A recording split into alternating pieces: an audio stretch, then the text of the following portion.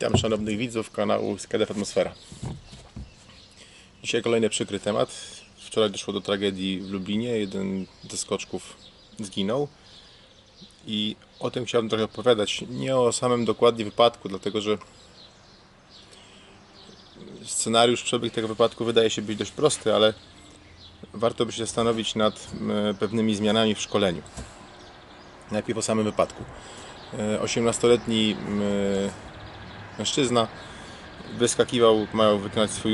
wykonując swój 8. skok spadochronowy. Był szkolony w systemie na linę statyczną, przy czym ten skok wykonywał już nie na linę z paczką, która zostaje przy pokładzie samolotu, ale już lina była skonfigurowana z pilocikiem sprężynowym w pokrowcu Wings, który ten pilocik dopiero miał inicjować otwarcie głównego spadochronu. Te drobiazgi pomiędzy skokiem na linę, w którym jest direct back, czyli paczka, która na linię zamocowana jest i zostaje przy pokładzie samolotu, a tak samo skokiem na linię, który jest tylko jest zawleczka na końcu liny i wyskakuje pilocik, robi różnicę wtedy, kiedy dochodzi do błędu oddzielenia się od statku powietrznego. W tym właśnie wypadku skoczek nie wyskoczył na strugi, mówi się na silnik, bo to akurat tak wygląda to w szkoleniu z samolotu AN2, że wychodzi się na silnik, czyli eksponuje się klatkę piersiową do napływających strug powietrza od przodu samolotu. Tylko wybił się nieumiejętnie i poszedł tak zwany na ogon, czyli w drugą stronę niż powinien. Zdestabilizował się, zakłócił proces otwarcia głównego spadochronu, przez co nogi czy noga złapane zostały przez linki nośne spadochronu. Spadochron główny otworzył się, natomiast był zdeformowany i skoczek na pewnej wysokości przystąpił do procedury awaryjnej. Jednak co jest możliwe, choć rzadko spotykane, ale jest możliwe, ponieważ cały czas spadochron główny był zaczepiony na jego nogi, to odłączenie zamków nie spowodowało tego skutku, który miał być, czyli nad jego głową nie była pusta przestrzeń. Otwierając spadochron zapasowy trafił w tą zaczepioną na nogi czaszę główną, doszło do splątania i w takiej konfiguracji skoczek uderzył w ziemię, ponosząc śmierć na miejscu. Direct back jest dość wygodną formą szkolenia, dlatego że trudno jest uczniowi ponieść złe konsekwencje nieudanego wyjścia z samolotu. Na tyle krótka jest droga od momentu, kiedy oddziela się od samolotu, aż czasza się częściowo zaczyna napełniać i już go stabilizuje, ustawia go odpowiednio, że nie jest w stanie nic zrobić, chociaż oczywiście też się zdarzają przypadki, że i w takich konfiguracjach skoczkowi coś się dzieje.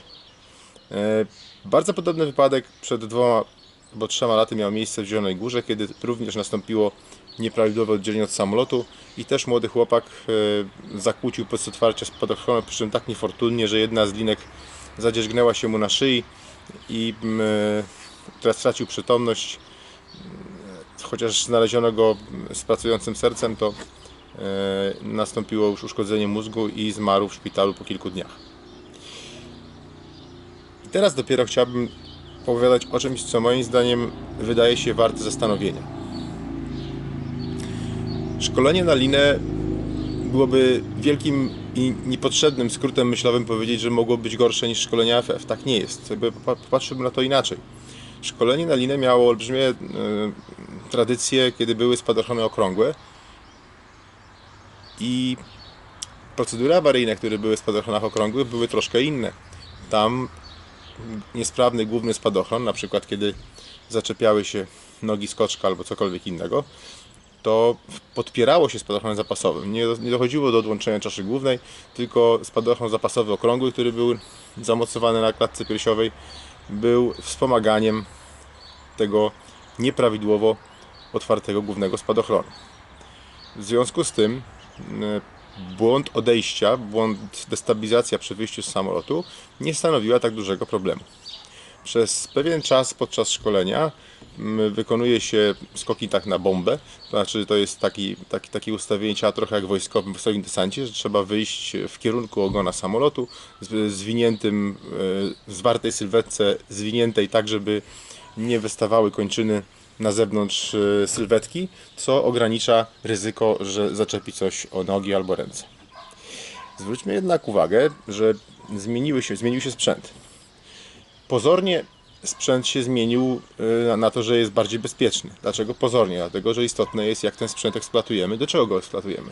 Jeśli zostawimy taką samą metodę szkolenia na linę i mamy sprzęty okrągłe, do których ta technika została niejako razem z tym powstała, razem z tymi sprzętami powstała technika, i zaczynamy stosować spadochrony szybujące, to okazuje się, że konsekwencje nieprawidłowego oddzielenia od samolotu są o wiele bardziej krytyczne w przypadku szkolenia na spadochronach szybujących. Dlatego, że spadochron szybujący, po pierwsze, wymaga w procedurze awaryjnej odłączenia, żebyśmy mogli otworzyć zapasowy. Na tym przykładzie tej katastrofy, która miała wczoraj miejsce, widać, że niekiedy nie może dojść do pełnego oddzielenia czaszy od skoczka, na przykład kiedy dojdzie do zaburzenia procesu otwarcia i zaczepienia o linki nośne. To jest jedna sprawa. A druga, że spadochron szybujący wymaga hamowania do lądowania. Jest to płat aerodynamiczny, który działa jak samolot, jak statek powietrzny. W związku z tym wymaga też pewnego manewrowania, aby bezpiecznie wylądować. Natomiast spadochrony okrągłe, tak zwane klasyczne, czy też oporowe, to były spadochrony, które spadały z prędkością jednostajną. Olbrzymie powierzchnie powodowały to, że nawet jeżeli był częściowo odkształcony, to i tak zapewniał w miarę bezpieczne lądowanie. Więc jeśli widać, że sprzęt się zmienił, należy też spojrzeć inaczej na proces szkolenia. Moim zdaniem obecnie, jeśli traktujemy jako jedną z alternatyw szkoleniowych skoki na linę, trzeba by głęboko zreformować kwestię treningu naziemnego. Jeśli by przyjąć, że część kadry, która szkoliła jeszcze na spadochronach okrągłych, teraz szkoli na spadochronach szybujących i nie zauważa tej różnicy, że jest inny sprzęt, który wymaga innego treningu, pamiętając, jak łatwo się szkoliło, kiedy były spadochrony okrągłe, to może być to początek problemów, który nie tylko skończy się na tym wypadku tragicznym, ale będzie dalej kontynuowany, bo tam jest pewien problem techniczny, problem szkoleniowy, mianowicie inny trening przygotowany do spadochronów szybujących, o wiele dłuższy. Skoki na linę są traktowane jako szkolenie tanie, jako szkolenie ekonomiczne, w związku z tym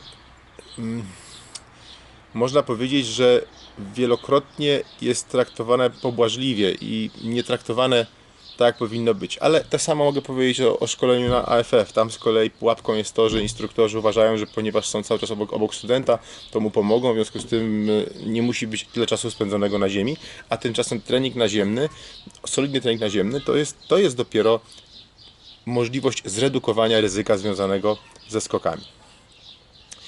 Zastanowiłbym się więc nie tylko na forum aeroklubów, które prowadzą szkolenia, ale również być może jacyś specjaliści z ULC mogliby się zastanowić, bo mogę się spodziewać, że PKBWL jedyne co zrobi, to da brak zaleceń, więc jak zwykle do niczego będzie ten raport, tylko będzie opisane co było, trafi do teczki i tak się to stanie. Natomiast wypadki, jeżeli się dzieją, to trzeba się zastanowić, do czego może doprowadzić.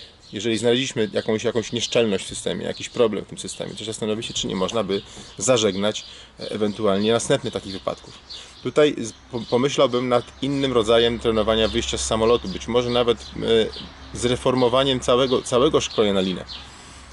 Powiązanie szkolenia na linę z tunelem byłoby dobre, jeżeli chodzi o zrozumienie pracy na strugach powietrza, ale tutaj raczej chodzi o kwestię odpowiedniego treningu psychomotorycznego, który ma prowadzić do dobrego oddzielania się od samolotu, czy też treningu, który się wykonywało się dawno temu na makietach, które miały prowadzić do tego, żeby opanować dobre odbicie, ale tutaj nie chciałbym na razie strzelać, bo powiem, że miałem czas, nie jestem ekspertem w tej technice szkolenia. Szkoliłem tak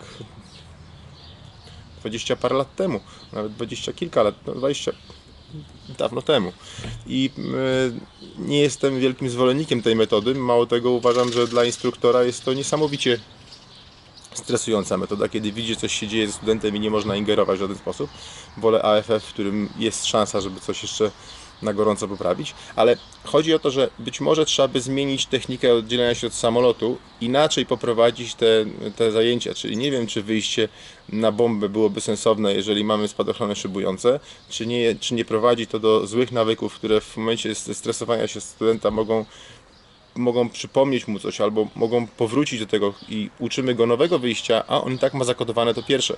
Być może będzie lepiej jednak szkolić od samego początku do wyjścia na strugi i zastanawiać się, w którym momencie można już, jeśli trzeba, można już przestawić z systemu Direct Back na system Lina plus pioczyk sprężynowy.